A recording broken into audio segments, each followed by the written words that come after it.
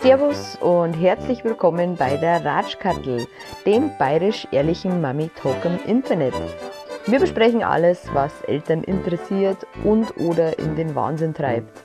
Ich bin eure Gastgeberin, ich bin die Ratschkattel, gebürtig aus Niederbayern, 30 Jahre alt und geboren im Sternzeichen Waage. Ich lebe mit meinen Männern im Münchner Speckgürtel und meine Männer, das sind der Kleine, der ist jetzt gerade ein Jahr geworden, der Große ist mittlerweile 8 und der Alte ist mein gefühlte 16, gefangen im Körper eines 42-Jährigen. Also eigentlich habe ich 3 Buben daheim. Themen in dieser ersten Januarwoche sind Burma-Mama, Screentime und hoch die Hände, Ferienende. So, ja, genau.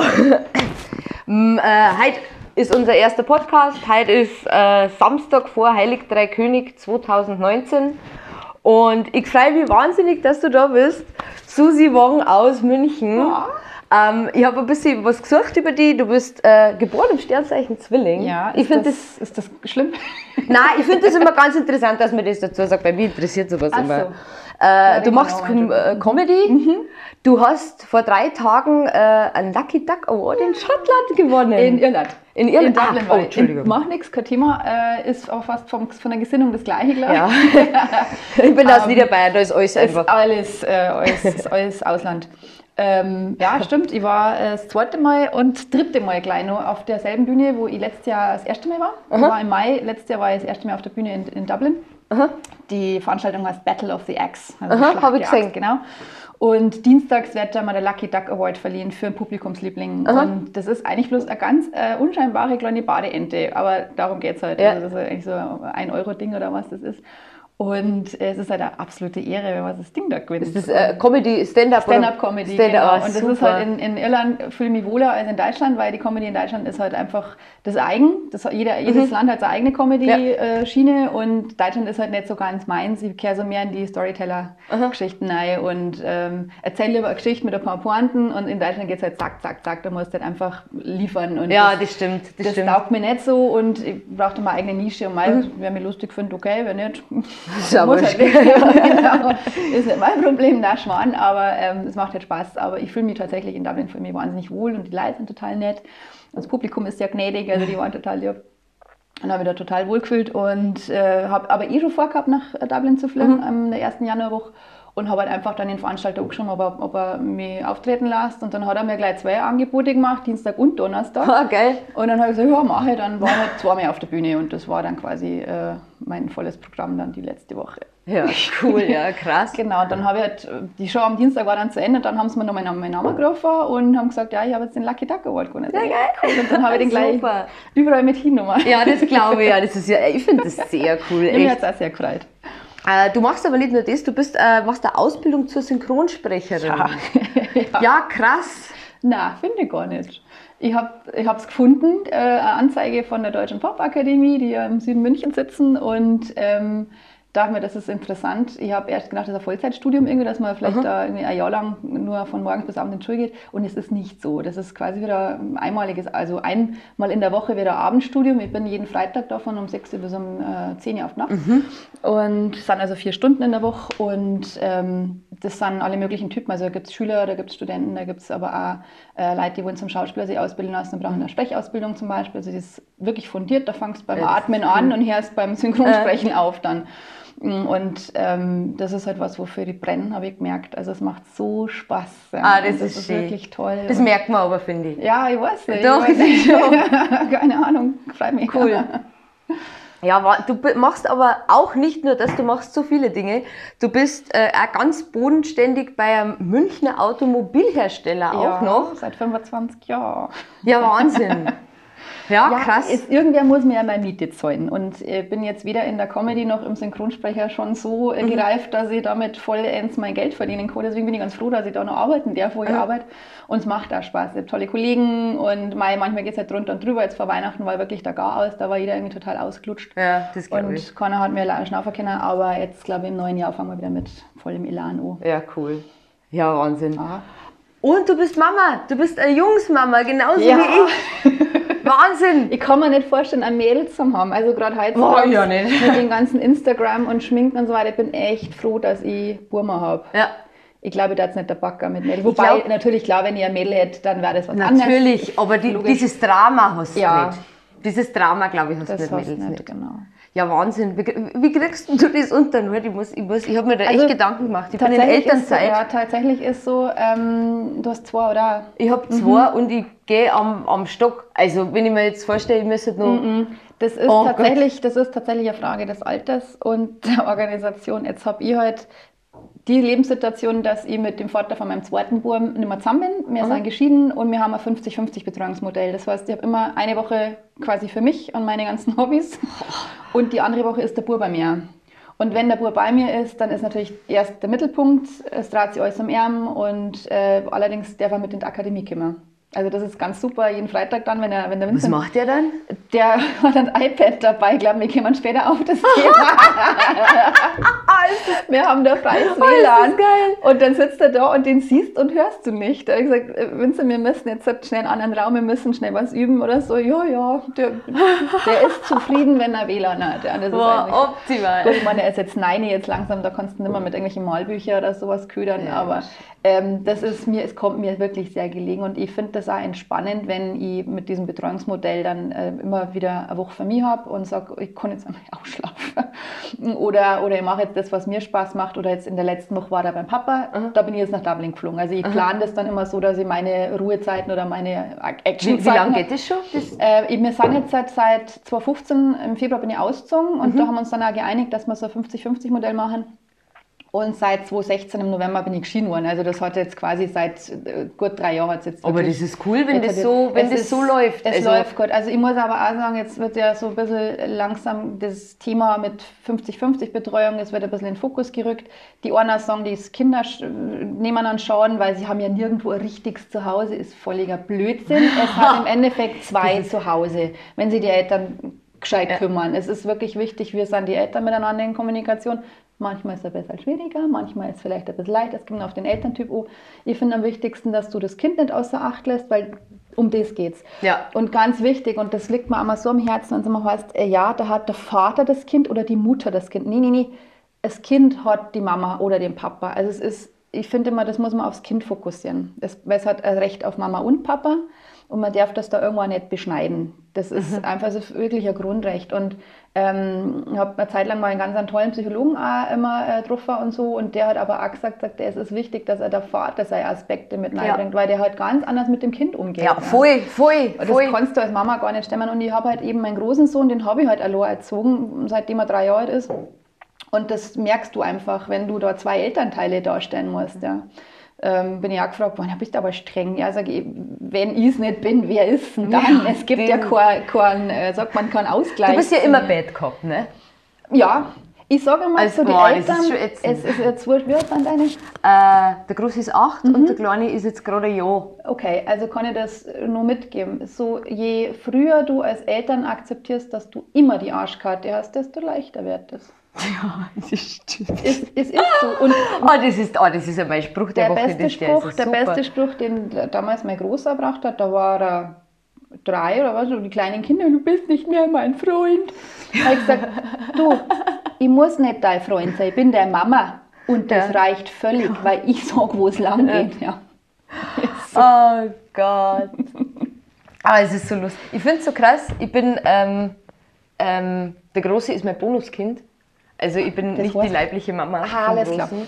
Ich bin 2015 zu alleinerziehendem Vater mit Sohn gestoßen. Und der Xaver, der Kleine, das ist jetzt die ersten 5 Jahre gingen wir bei dem Großen ab. Ja. Und jetzt erlebe ich die gerade. Und das ist so krass, weil ich denke mir auch, so viele Sätze, die ich früher gehört habe, wo ich mir gedacht habe, ja, das ist schon schlimm. So wie, wenn das Kind die ganze Nacht durchschreit. Und wenn du das erste Mal eine ganze Nacht ein schreiendes Kind auf dem Arm gehabt hast, dann weißt du, was die gemeint haben. Davor weißt du das nicht. Oh, das ist ja Wahnsinn. Dann möchtest du hinterher sagen, ja, ich verstehe euch Ja, jetzt. ja. Alles gut. So oft. Ich habe es nicht so bäs gemeint. Ich weiß, was ihr meint. Ich habe einmal eine ganz schlimme Nacht gehabt mit dem Kleinen. Da habe ich einen Milchstau gehabt. Oder was war das? Ich habe nicht genug getrunken. Ich war ausgedörrt quasi und das Kind hat Hunger. Schön auch, gell? Ja, also schön, wirklich, dass eine Frau so da was war über ich habe so ein schlechtes Gewissen gehabt und ich bin dann mit dem Kind und habe ihm so einen Kräutertee gemacht, aber es war ein Fencheltee, irgendwas, dass er mit irgendwas zuzeln kann und habe mir dann mein 2 Liter Kanne und habe drungen wieder kaum mehr, ja, dass endlich wieder was kommt. Das Kind hat geschrien, es hat mir so leid da und ich will nie wieder auf dem Trockenen sitzen, das hat mir wirklich, wirklich weh da. Schrecklich. Der hat es natürlich schon vergessen, was der sagt. Mama, ich weiß noch, wie du damals so viel getrunken hast, als ich so Hunger hatte. Das ist ja so süß. Das weiß ich auch noch ganz genau. Ja. Vincent sagt oft immer, gell, wie ich noch kleiner war, da mochte ich das. Vincent, du bist noch klein, ist alles gut. Ja. Also ich weiß nicht, aber mein Großer, ich glaube, dass der wirklich früher dran ist. Also ich weiß auch nicht, also diese ganze Männlichkeit, die bei uns zu Hause zusammenkommt. Und dann steht der Große gestern da. Boah, geil, riech mal. Ich stink schon. Und ich so, boah. Nein, ich will das nicht. Nein, geh duschen. Boah, muss ich jetzt echt duschen? Ja, du stinkst. Ja, der fängt jetzt da echt an, echt krass. Präpubertär. Ja. Der Wahnsinn. Schlimm. Ich konnte darauf verzichten. Ich habe jetzt schon eine Pubertät. Pubertät Der ist der ist 20 geworden. 20. Der wird jetzt 21 dieses Jahr.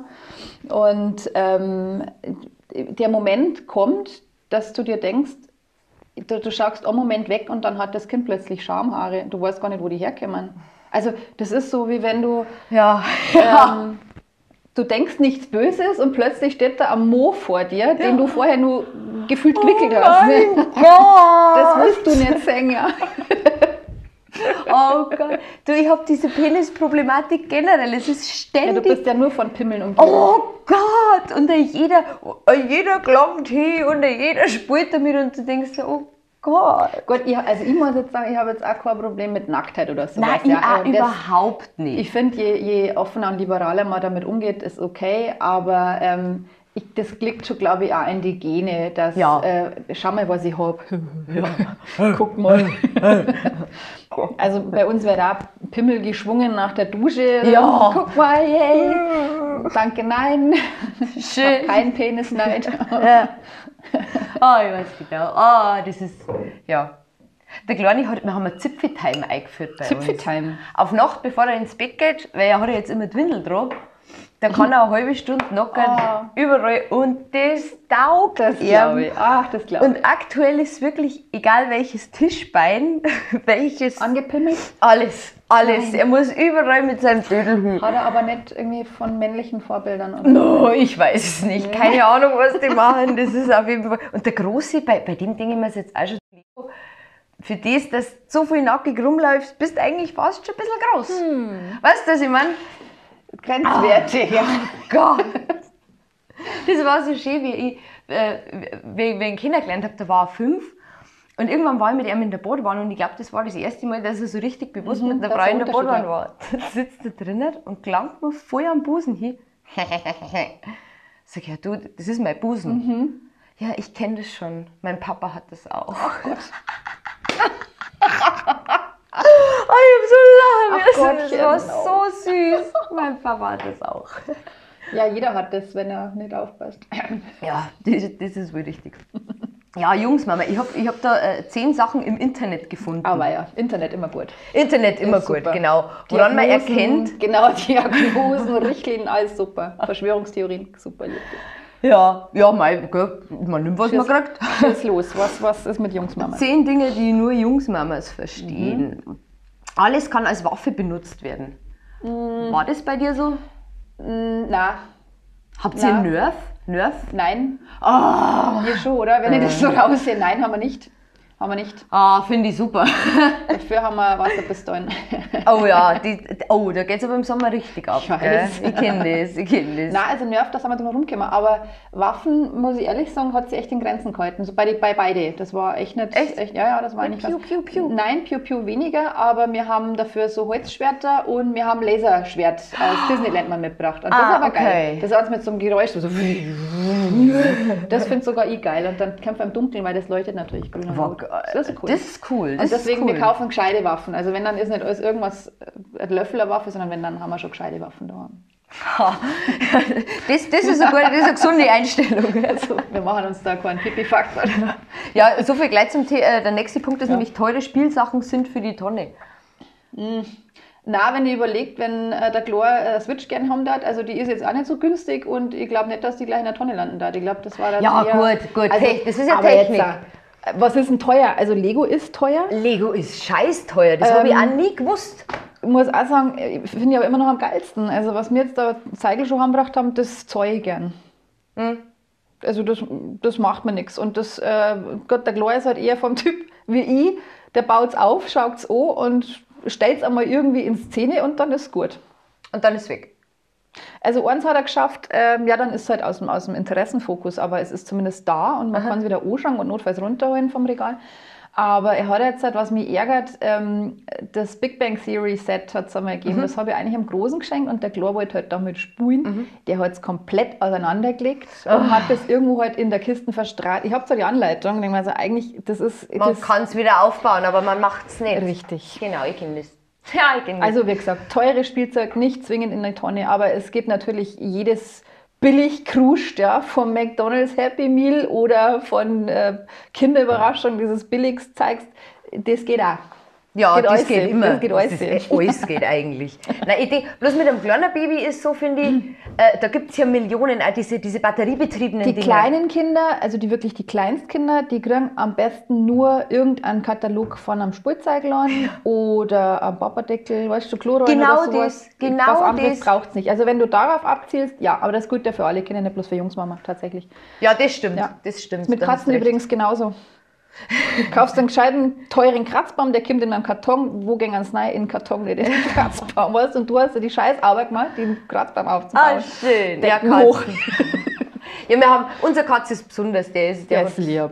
Der ist, ach, der Max ist super. Der gehört dazu. Ja. Ist auch noch so ein Mann, aber der ist ein bisschen, glaube ich, im Team Mama bei uns. Ja, das habe ich auch schon gemerkt, dass die Kadern eher zur Frau gehen, glaube ich, und die Mädels lieber, wobei ich kann es nicht sagen. Ich kann es nicht sagen, ich nehme die Aussage zurück. Es gibt eine Superheldenphase. Oh ja. Gibt's die? Ah ja. Wir wechseln jetzt gerade zwischen Spider-Man und Iron Man. Gott sei Dank hat er von mir ein bisschen Doctor Strange übernommen, weil das ist eher so mein Ding. Ja. Aber wir haben jetzt zu Weihnachten haben wir jetzt das Sanctum Sanctorum von Doctor Strange. Mach dich schlau. Ja, sorry. Also Lego-Haus, aber das kann man auseinanderklappen. Oh, also wirklich, ich habe dann immer ein bisschen was mitbauen dürfen, das ist immer toll. Und also wie gesagt, Spider-Man, Iron Man und wir haben jetzt einen Spider-Man-Animationsfilm angeschaut, dieses Blabla-Verse, Universe, wo halt schwarzer Bur ist plötzlich Spider-Man und trifft aber alle möglichen aus allen möglichen Dimensionen irgendwelche anderen Spider-Mans. Netter Film und den haben wir miteinander angeschaut, der ist da total drin. Cool. Das war schon cool. Cool. Ja. Superhelden sind bei uns gar nicht so. Gar nicht?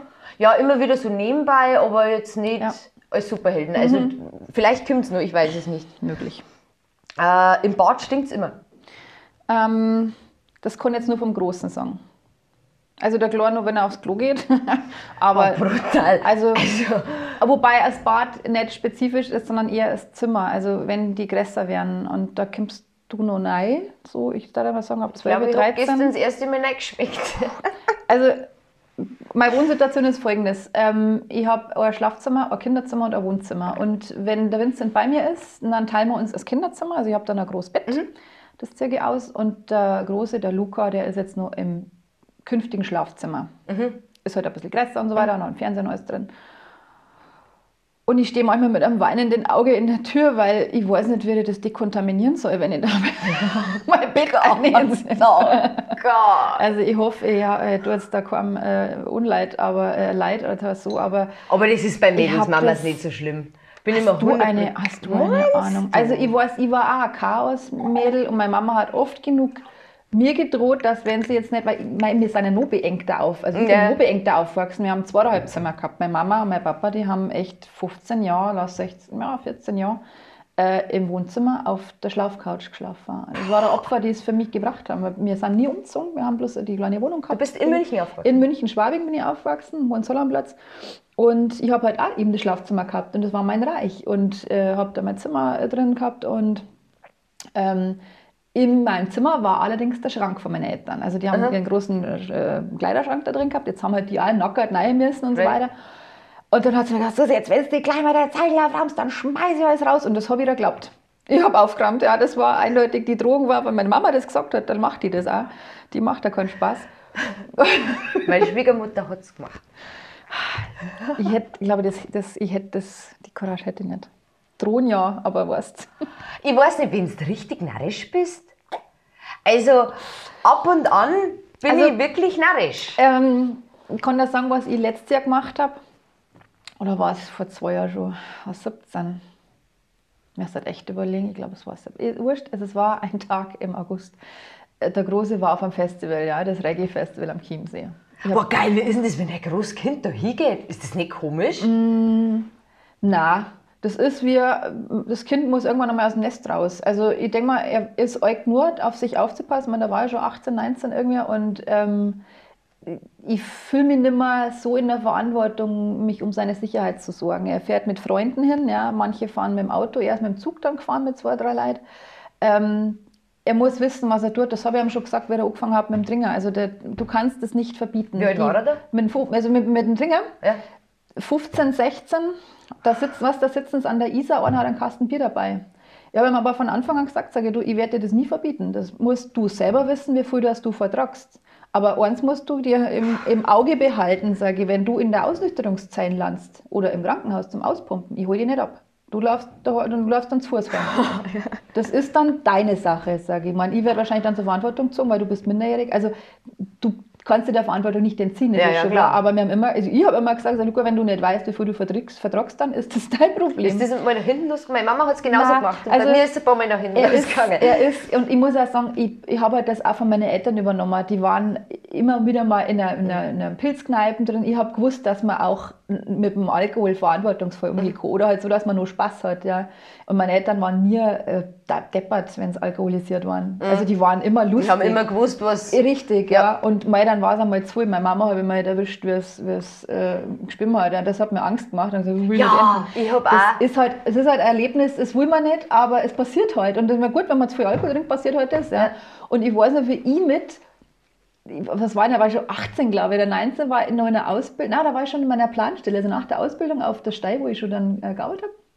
Und dann habe ich gesagt, damals noch Frenzel, Frau Frenzel, gehen wir auf die Wiesn, da haben wir dann einen Tisch reserviert, sondern war ich mit denen um 4 Uhr schon auf der Wiesn, weil der Tisch muss gehalten werden. Und ich gleich die erste Maß, ein Prosit, alle 5 Minuten. Und ich war um 5 Uhr war ich schon ein bisschen betütert. Da habe ich gesagt, jetzt nehme ich mal ein Händel, Grundlage. Habe gleich die zweite Maß dazu bestellt, um 6 Uhr war ich hacke dicht. So, was machst du? Ich so, ich gehe jetzt halt heim. Ich kann doch nicht heimgehen. Ich will heimgehen. So. Und dann bin ich irgendwie zur U-Bahn und habe so diesen Tunnelblick gehabt. Ich habe nicht mehr gewusst, wie in die U-Bahn reingekommen bin. Oh. Irgendwie. Ja, und das war wirklich, das war mein Absturz. Aber ich habe nicht gewusst, dass ich da hinkomme und bin dann 2 Stationen mit der U-Bahn gefahren, dann habe ich es nicht mehr ausgehalten. Stehe am Königsplatz, rufe meinen Papa mit Münzsprecher an, sage ich was, tipp, Papa, kannst du mich holen? Ich bin am Königsplatz, ich kann nicht mehr U-Bahn fahren. Ja, gut, ich hole die. Ja, dann holt mir da der Papa ab und dann das Kopf aus dem Fenster gehalten. Ich bitte, fahr nicht so schnell. Ich kann so. Dann hat er mich irgendwie heimgefahren und ich meine, jetzt sind wir bloß im 2. Stock. Ich glaube, ich hätte es nicht höher geschafft. Und dann hat meine Mama dann gesagt, jetzt geh, hast du einen gescheiten Rausch in der Fotzen. Ich sage, ja Mama, jetzt gehst du mal aufs Klo, wartest bis was kommt, da kommt bestimmt gleich was, notfalls holst du nach. Dann nimmst du 2 Aspirin und dann legst du ins Bett. Du hast dann Fuß auf den Boden, damit es dir nicht so draht. Die genau gewusst, was los ist. Ja. Und genauso habe ich es gemacht. Meine Mama war das und genauso. Und ich habe keinen Kopf gehabt, nichts am nächsten Morgen. Also die haben echt Erfahrung gehabt. Und genauso bin ich ja mit dem Burm umgegangen. Ich gesagt habe, was soll das? Wieso was verbieten, was er dann sowieso macht, gerade weil es verboten ist. Sprich lieber offen und sag, du, also von zu viel passiert das und das und das. Lass das lieber nicht so schlecht gehen. Und das hat er, glaube ich, ganz gut eingeschätzt. Also der war noch nie, wie gesagt, dass er mir irgendwie angegriffen hätte oder so, oder dass er Randale gemacht hätte. Der Luca ist eigentlich echt ein ruhiger und das finde ich ganz gut, besonnen ist er. Er ist halt einmal heimgekommen was waren das, vielleicht 16 mit 16 oder so, da hat er sich ein bisschen die Kante gegeben. Und er hat uns weismachen wollen, er hat bloß irgendwie ein Becks gehabt.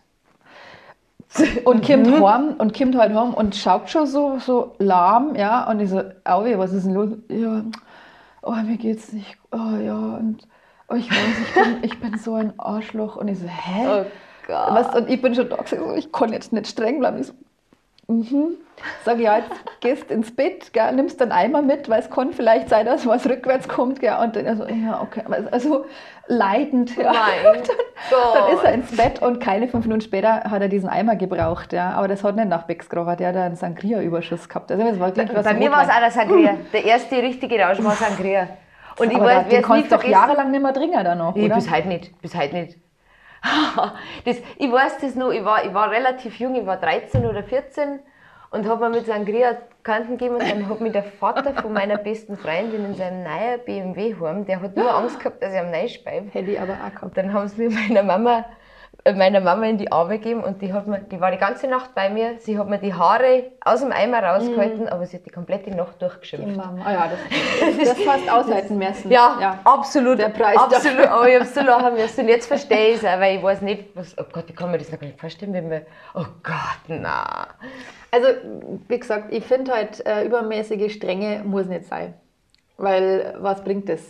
Ja. Sehe ich auch so, ja. Wie gesagt, also lieber die Kinder sagen, ihr müsst wissen, wo eure Grenzen sind. Und wenn es die überschreitet, müsst ihr halt mit diesen Konsequenzen rechnen. Punkt. Richtig. Ja, Ja, genau. Ha. Wir waren bei der Jungsmama. Ja. Da gibt es ja noch was. Sie werden immer deine Liebe brauchen. Das braucht jedes Kind. Das stimmt.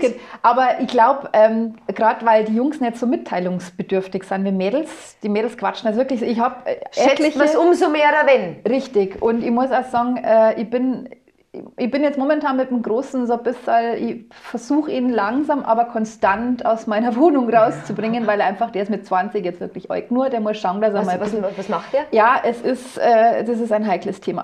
Ah, okay. Oh, Selbstfindungsphase quasi. Ja, also er ist sich selber gerade wahrscheinlich ein bisschen im Weg und mir tut es gerade leid, weil ich nicht so helfen kann und ich habe auch gerade nicht mehr den Nerv, dass ich so helfe, weil ich weiß, verstehe, ja. Er muss wirklich jetzt schauen, Eigeninitiative und mir ist er manchmal ein bisschen lästig. Das sage ich ihm aber direkt, also das soll ich ja, gut, ich trage dich nicht, jetzt wird es Zeit und so weiter. Also wir sind schon ordentlich aneinander gerückt letztes Jahr und das war oft einmal nicht so schön. Also das sind so Auseinandersetzungen, die möchte ich auch nicht.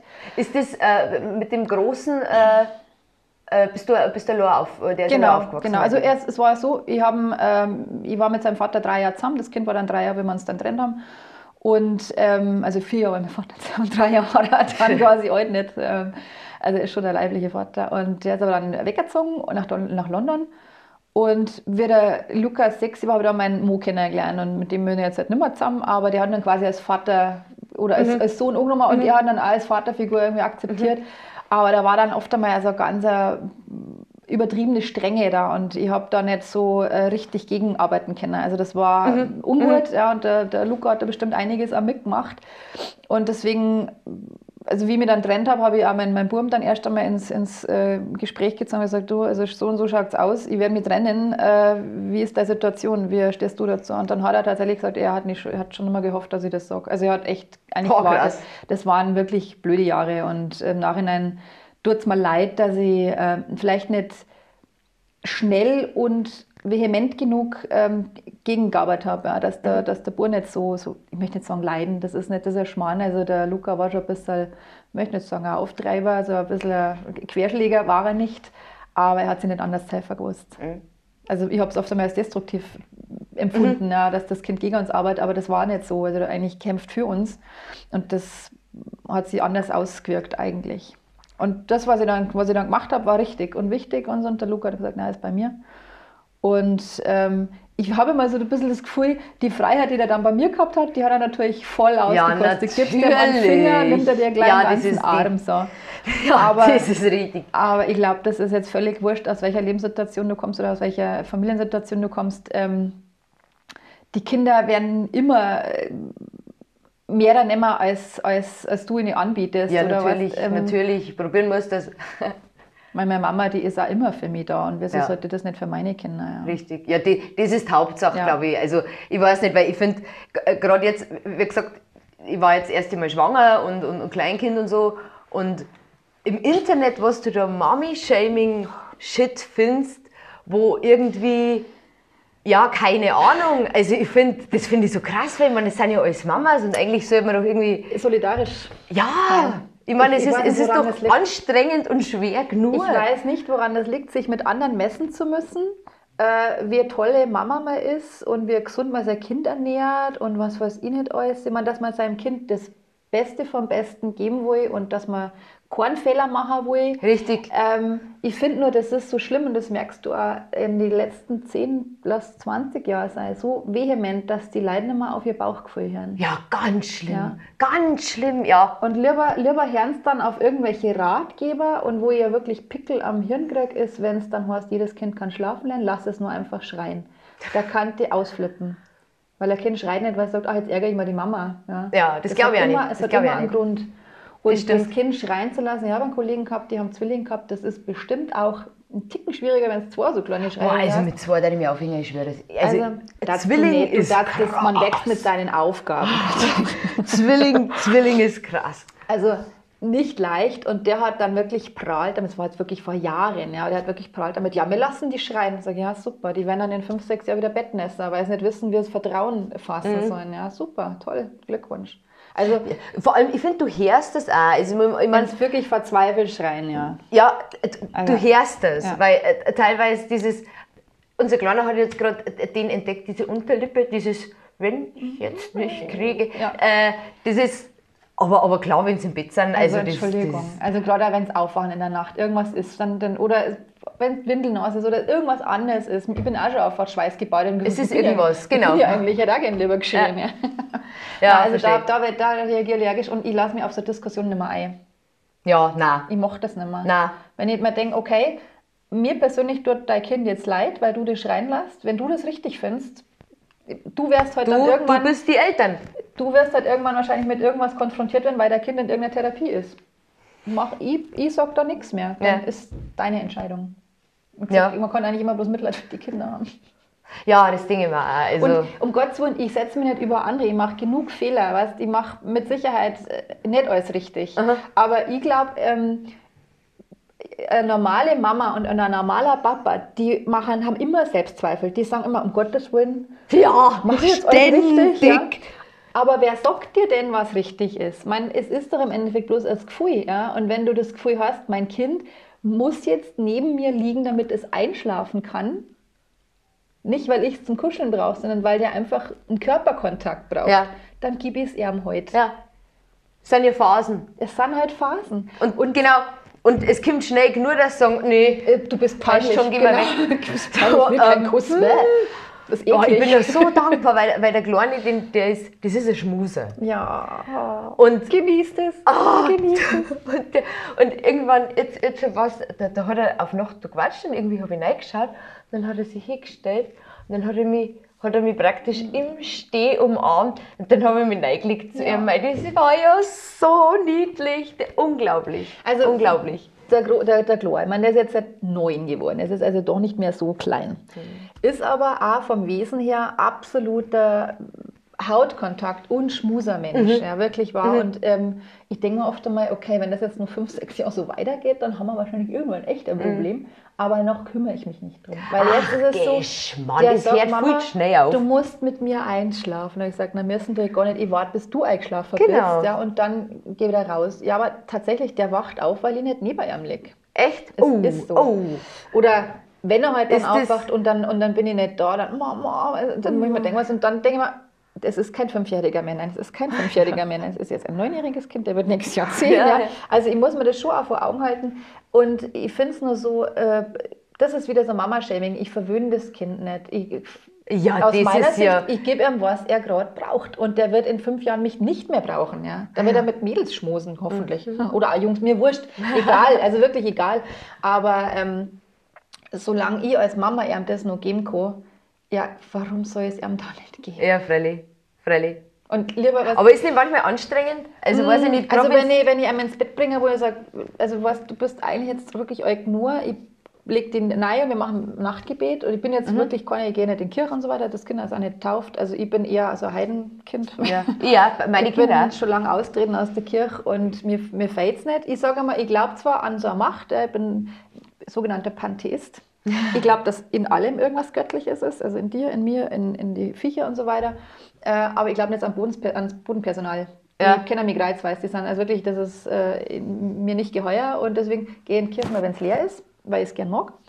Aber mit dem Kleinen ist der Bett halt dann zum lieben Gott, da gibt es so süße Nachtgebete und so weiter. Wir haben so einen kleinen Gebetswürfel, dann würfelt er und dann beten wir miteinander und dann passt es. Und ich muss jeden Abend eine Heinz-Erhardt-Kassette hören. Die habe ich noch aus meiner Kindheit gerettet. Na, echt? Kein Scheiß, eine stinknormale Musikkassette, Heinz Erhardt, die kann ich rauf und runter betten. Und die spricht dann immer mit. Ja, und dann sagt er, ja, das ist lustig, haha.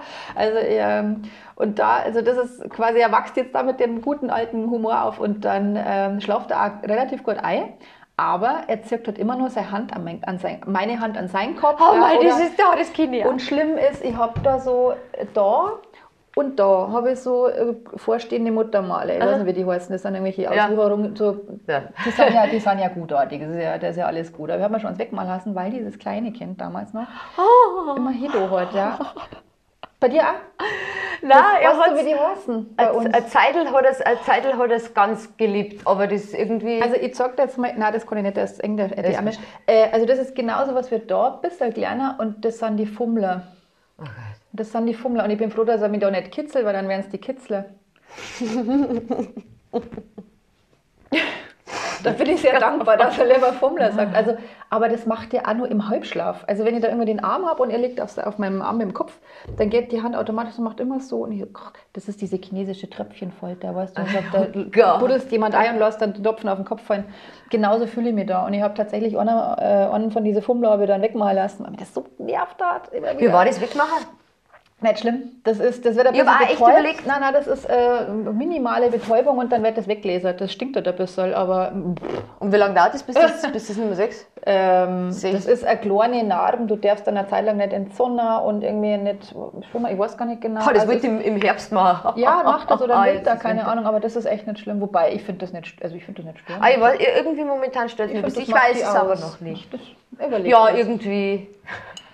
Andere lassen sich was drauf tätowieren. Ja, hast du das gehört? Es gibt Leute, die lassen sich Sommersprossen tätowieren. Kein Scheiß. Ja, aber warum? Weil sie es mengen. Weil man wohl weil sie es mengen. Das ist so eine schöne Antwort. Weil sie es mengen? Ja, ich kann mir das nicht anders erklären. Also die finden das schön, aber die schauen halt aber auch künstlich aus. Also entweder du ja, aber nein, das verstehe ich nicht. Ja, nicht. Das verstehe ich nicht. Der Kleine hat Sommersprossen. Ach, Mann. Ich schaue immer so und denke mir, du bist so süß. Ja, oder also Muttermale, wenn es... Und unser Großer hat einen Kaffeefleck. Nein. Ja, einen Kaffeefleck. So sagen, was ich habe. Siehst du das, was das ist? Das ist ein kleiner Kaffeefleck. Ja, aber das ist eine Form von einem Kussmund. Oder Herz. Herzl. Ich würde sagen Herzl. Und das ist ich habe irgendwann mal gelesen, das ist ein Altersflecken. Ich kriege ja schon Altersflecken. Ich bin ja schon über 40. Aber ich habe ein besseres Wort gesehen. Das heißt Körperkonfetti.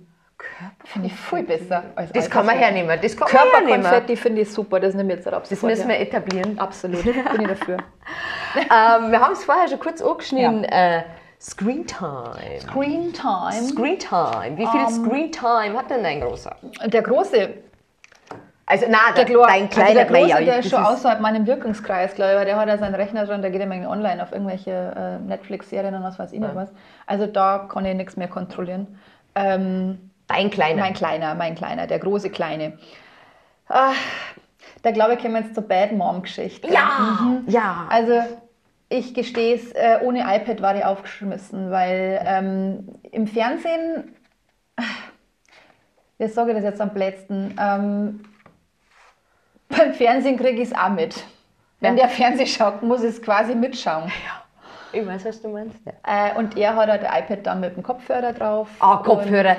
Ein Hoch auf den Mann, der Kopfhörer erfunden hat, wirklich. Ja. Also ich muss sagen... Hören deine schlecht? Hören deine Söhne selektiv hören sie schlecht. Wenn sie nicht hören wollen, hören sie schlecht. Nein, Fernseher.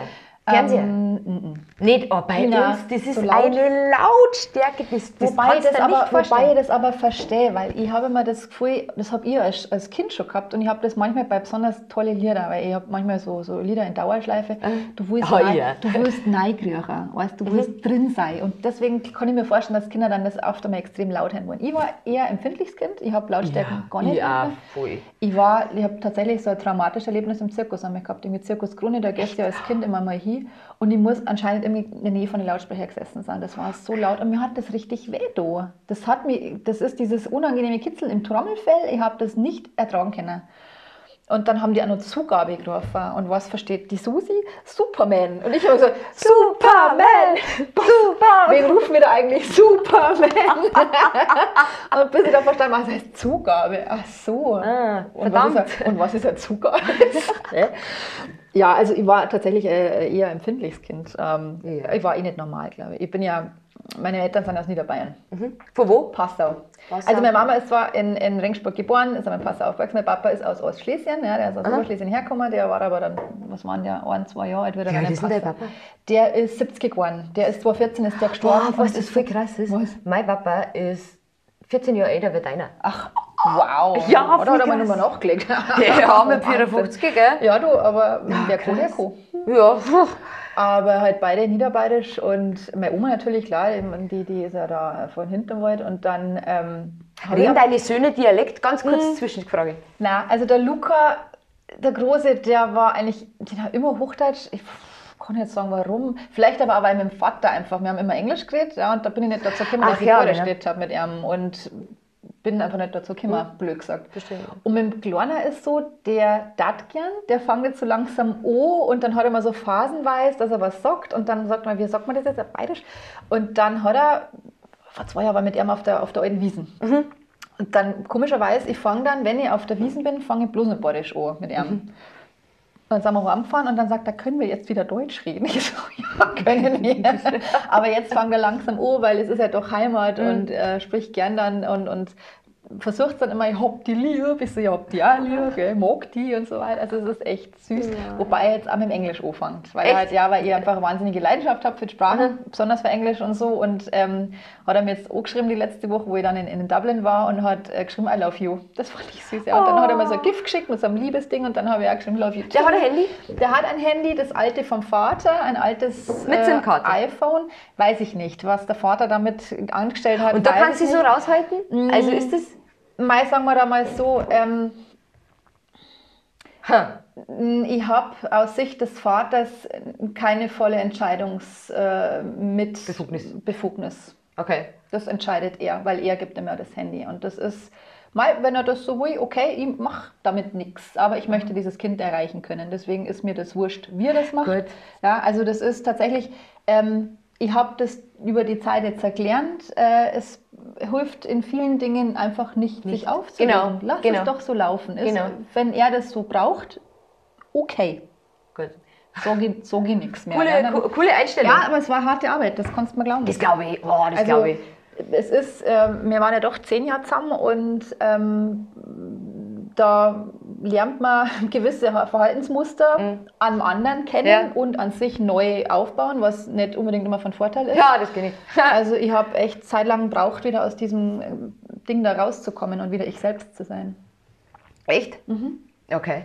Also ich habe einmal gemeint, das ist immer echt witzig, wenn mich jemand vor dieser Ehe oder vor dieser Beziehung kennt und quasi danach oder währenddessen und wie ich mich dann entwickelt habe, das war nicht lustig. Also da habe ich oft Rückmeldungen gekriegt, dass gesagt haben, Susi, was ist eigentlich aus dir geworden? Wo ist denn dein Lacher und was weiß ich? Und ich war nicht mehr die Alte.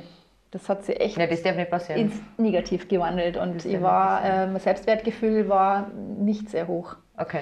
Und jetzt durch das, also im Leben hätte ich jetzt halt sowas wie das Comedy oder wie die Sprecherausbildung, hätte ich im Leben nicht gemacht, wenn ich mit dem Mono zusammen war. Das wäre gar nicht, glaube ich, mein Gedanke gewesen. Weißt du, was ich meine? Ich hätte mich nicht so entwickeln können, da bin ich froh drum. Also im Endeffekt ist das halt einfach ein Wegabschnitt gewesen mit dem Mo, der mich weitergebracht hat, der mich entwickeln hat lassen. Aber dann ist wieder gut. Also ich habe vor allen Dingen dieses wunderbare Kind mit dem Mo. Ja. Also, das hätte andere Mo vielleicht gar nicht mit ihm so gekriegt. Ja, das stimmt. Und das ist auch das, was ich am Kleinen auch sage ich, Papa, Mama, die funktionieren nicht mehr miteinander, wir haben aber uns treffen müssen, damit du auf die Welt kommst. Genau. Das war wichtig. Und du bist wichtig. Und das, glaube ich, damit kann er arbeiten. Cool. Ja. Okay. Wie lange darf er dann immer ans Handy? Also, das ist jetzt, ich muss jetzt nochmal aufs Handy zurückkommen, weil das interessiert mich. In der Regel ist das so, also so wie ich das auch immer deute, der hat es halt immer dabei, auch in der Schule, das ist auf lautlos. Oder in der Schule hat es tatsächlich nicht lautlos, aber wer ruft no und was macht der in der Schule damit? Also der hat es halt in der Schultaschen drin und er darf und soll auch jederzeit sich melden, wenn irgendwas ist, zum Beispiel wenn der Bus verpasst oder wenn es mir mal fahren, wenn mit Vincent was ist. Die haben zwar ein Pfortentelefon, von wo aus sie auch anrufen können, aber sie haben halt dann das Handy. Das Mama eingespeichert und der Papa eingespeichert. Also für Notfälle, da jetzt ein ganz normales, stinknormales Kinderhandy auch, aber weil halt dieses alte Papa-Handy gerade da verfügbar war, dann ist halt das geworden. Wie viele Spiele hat er Und eigentlich gar nicht viel. Was er halt wahnsinnig gern macht, ist mittlerweile, wenn es funktioniert oder wenn es gerade geht von der Zeit, FaceTime. Da haben wir jetzt halt eben die Woche mal das ist wirklich und sehr das praktisch. war süß, das war richtig süß. Dann sehe ich ihn halt auch während der Zeit, wenn er beim Papa ist. Das finde ich total lieb. Und kann mir jederzeit dann irgendwie entweder schreiben oder auf, aber Spiele direkt, glaube ich, hat er nicht drauf. Also das ist schon so ausgerichtet, dass er wirklich nur das Nötigste machen kann. Okay. Auch nicht surfen und gar nichts. Also der hat wirklich nur diese Grundfunktion. Bei uns ist krass, unser Großer, der hat einige Freunde, die einen eigenen Instagram-Account haben. In dem Alter? Ja, voll Nein, krass. Nein. Also ich finde es so Nein. befremdlich. Da muss ich sagen, da bin ich echt noch, das geht nicht. Nein, es hat ja eine Altersmarkierung. Auch das, Weißt aber du, das kannst du bei Facebook auch. Also du kannst im Endeffekt als 10-Jähriger dir als 14-Jähriger ausgeben. Richtig. Also das ist grenzwertig und das finde ich auch jetzt wirklich gut, dass die Kinder mit ich fühle mich so Medien umrundet davon. Nein. Weil jeder ist irgendwie, und ich habe gestern gesucht, was unsere Regierung, also beziehungsweise die Bundesregierung, die gibt ja immer so Empfehlungen raus. Ja. Und ich habe gestern von 2012 eine 66-seitige Broschüre gefunden. Wie heißt es? Ich muss direkt nochmal nachlesen. Spicker. Flimmer im Zimmer. Flimmer im Zimmer, 66 Seiten. Und das hast du alle gelesen? Nein, aber ich habe nichts gefunden, wo sagt, ja gut, bis 3, auf eltern.de habe ich dann was gefunden. Unter 3 wird empfohlen, gar nicht Fernsehen zu schauen. Ach so, vom Alter jetzt, gell? Genau. Ja. Unter 5 maximal 30 Minuten Also das täglich. finde ich ein Schmarrn. Unter 3, lass mal schauen. Wir haben, es gibt so süße, wirklich Kleinstkinderprogramme. Und wenn du als Eltern dabei bist, finde ich nichts dabei. Ich darf jetzt halt wirklich... Das kannst du bei uns gar nicht verhindern. Nein, weißt du, was ich meine? Aber was ich nie machen darf, oder halt eben so ein kleines Kind einfach vom Fernseher parken. Ja. Du musst dabei bleiben und sagen, das ist bloß gespult oder irgendwie Unterstützung geben, irgendwie erklären auch noch dabei. Ja. Was ich, glaube ich, schon mit 3 Jahren mit beide Burma gemacht habe, Sendung mit der Maus. Das ist Pflichtprogramm am Sonntagmorgen. Ja. Das gehört dazu. Das ist mein Gottesdienst. Der andere ging in die Kirche, ich stehe vorm Fernseher und schaue die Sendung mit der Maus und die kannst du als 3-Jähriger auch schon anschauen, weil es lustig ist. Und also ich muss aber auch sagen, also unter 3 gar nicht ist ein Schmarrn, aber immer mit der Mama oder Papa. Ja, also, wie gesagt, bei uns darf sich das ja gar nicht verhindern lassen. Eben, und ja, eben altersgerecht. Es gibt da so ganz süße Kikaninchen oder was weiß ich nicht auf Kika. Ich meine, das ist schon süß. Und ich meine, Luca war damals in dieser Ära, wo die Teletubbies aufgekommen sind. Und der fand die lachende Babysonne so toll. Und ich dachte mir, ja, die ist echt süß.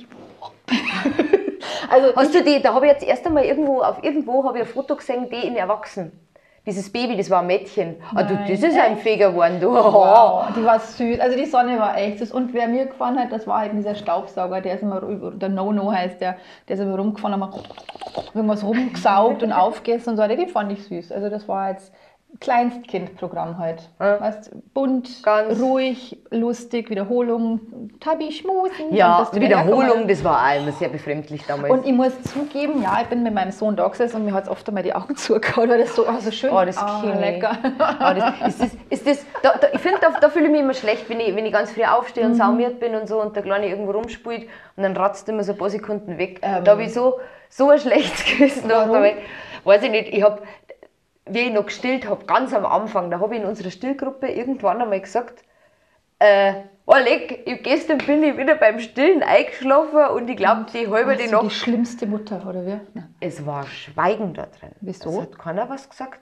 Weil keiner zugibt, dass er beim Stillen pennt. Okay, es pennt doch jeder beim Stillen, oder?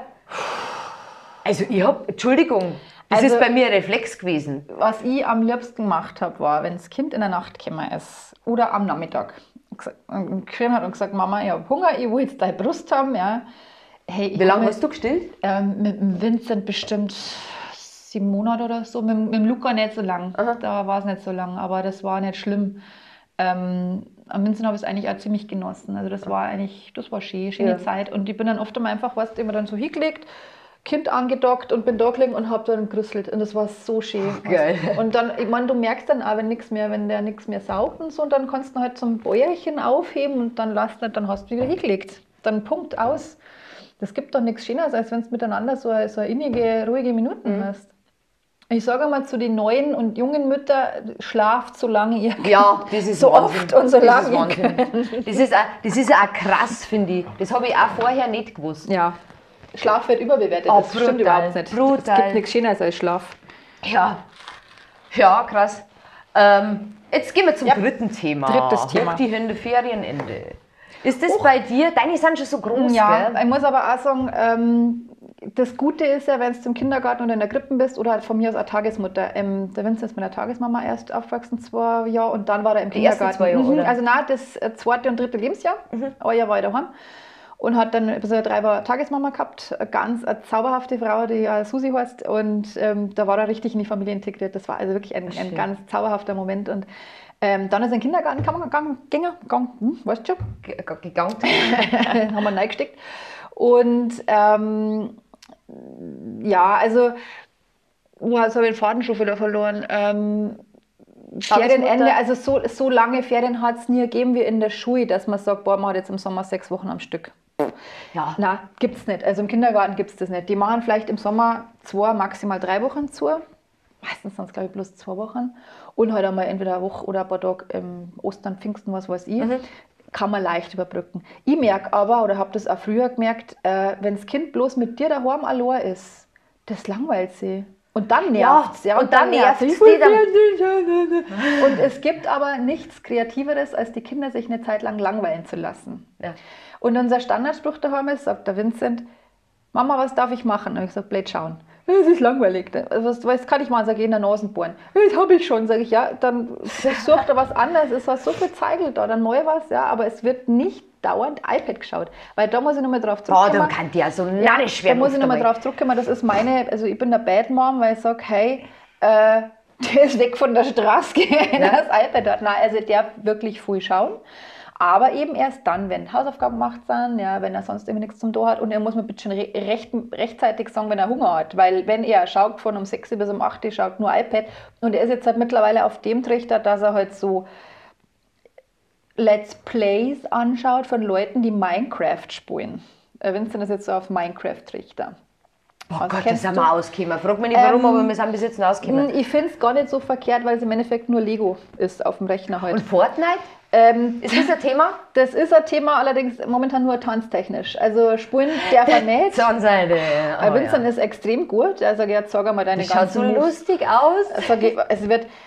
Der Vincent ist jetzt seit 9 geworden und wir haben 3-4 Tage später haben wir seinen Geburtstag nachgefeiert und dann hat er 3 Leute eingeladen, einfach weil ich hinten nur 3 Plätze habe im Auto. Wir sind dann nur in eine ganz tolle Location gefahren, ins Heldenverlies. Ich habe es gesehen, auf Facebook habe ich es gesehen. Kann man echt empfehlen, also wenn ich Werbung machen darf.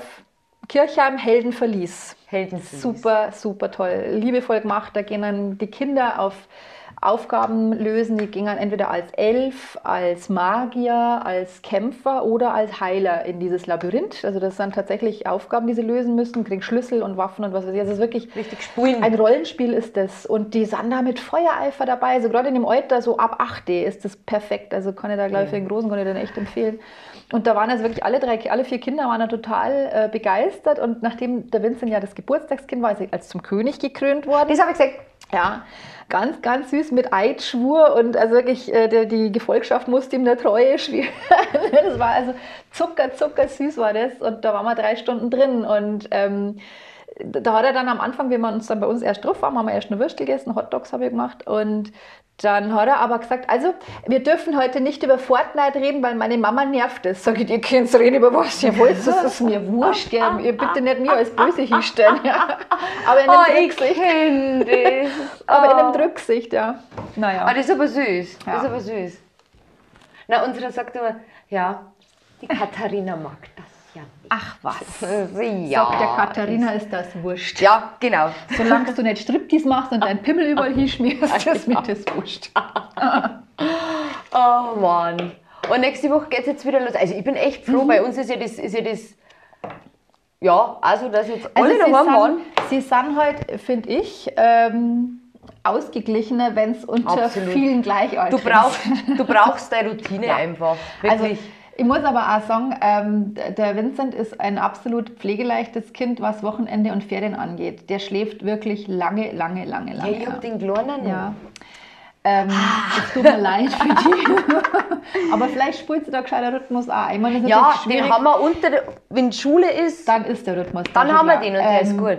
Und da ist halt bei Vincent das so, dass er halt, der kann schlafen bis Ultimo. Geil. Und ist halt in die Schule, wenn er gehen muss, am Wochenende kommt es mir entgegen, weil ich schlafe auch gerne lang. Ja, ich kann auch bis um 1 schlafen.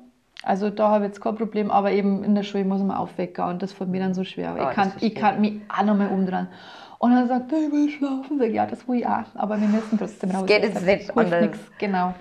Nein, das ist Aufstehen ist bei uns auch kein Problem. Nein, also das ist wenn gut. du da wirklich Kämpfe hast in der Früh, war da deine Tochter dran. Oh, leck. Also das ist selber und dann schon überlegst du mal, wenn du ein Mädel hättest, du musst ja noch Zipf machen und das hätte ich zum Beispiel nie machen können. Ich habe Barbie-Puppen gehabt, ich habe wirklich alles gehabt. Ich habe Barbie-Puppen gehabt, ich habe Matchbox-Autos gehabt, viel Playmobil, viel Lego.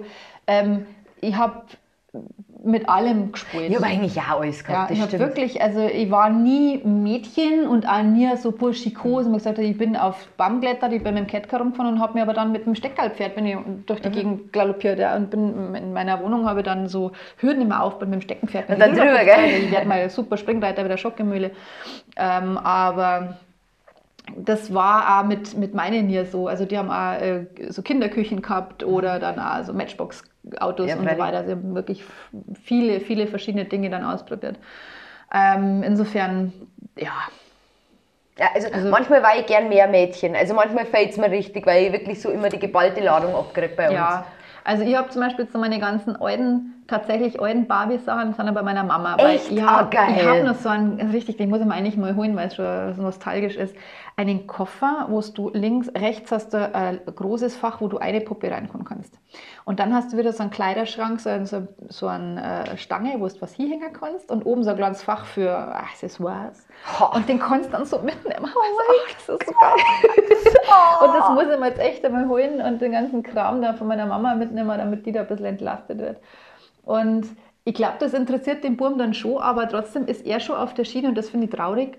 Er ist nicht für Mädchen. Ich sage, du darfst doch mit spielen. Das Allergeilste war, Katharina, meine absolute Lieblingsanekdote. Wir haben so Unterhosenkram und so weiter gekauft bei H&M. Wir haben Gottes Willen die schlimmen, die in Bangladesch fertigen lassen. Aber es sind halt verdammt nochmal günstig, ja. Du kannst jetzt nichts machen. Und die kannst du einen trocknen. Die sind pflegeleicht. So, und dann waren wir mit einem, 4-, 5-jährigen Burm, 4 vielleicht, ich habe es nur, glaube ich, irgendwo auf dem Handy, das Foto. Wir suchen und kramen halt, er die Socken, ich die Unterhosen oder umgekehrt. Und auf einmal kommt dieses Kind mit einem rosa Trumpf von Tütü um die Ecke. Das will ich haben! Wir schauen uns so. Oh Gott, das war wirklich ein knallpinkes Tütü. Oh Gott.